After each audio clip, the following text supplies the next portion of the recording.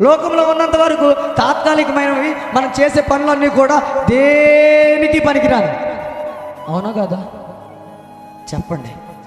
అవును. ఇప్పుడు ఇటు సైడ్ వచ్చేసరికి దేవాది దేవుడు అంటా ఉన్నాడు, నిన్ను అల్లాటప్ప ప్లేసుల్లో నిన్ను ఉంచడం, బంగారు వీధుల్లో తిప్పుతా అంటున్నాడు, నిత్య జీవంలో ఉంచుతా అంటున్నాడు, సుఖ సంతోషాలతో ఉంచుతా అంటున్నాడు. అవునా? ఇప్పుడు మనకు ఈ యొక్క తాత్కాలికమైనవి కావాలా, శాశ్వతమైనవి కావాలా? మనుషులు ఎక్కువ ఏం కొనుక్కుంటారు?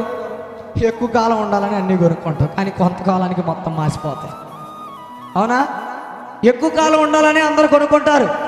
ఈ రక్షణ కూడా ఈరోజు మనం స్వీకరించామనుకో, ఈ రక్షణ స్వీకరిస్తే యేసయ్య దగ్గర మనం ఉన్నట్టు. చప్పట్లు కొట్టండి ఒకసారి.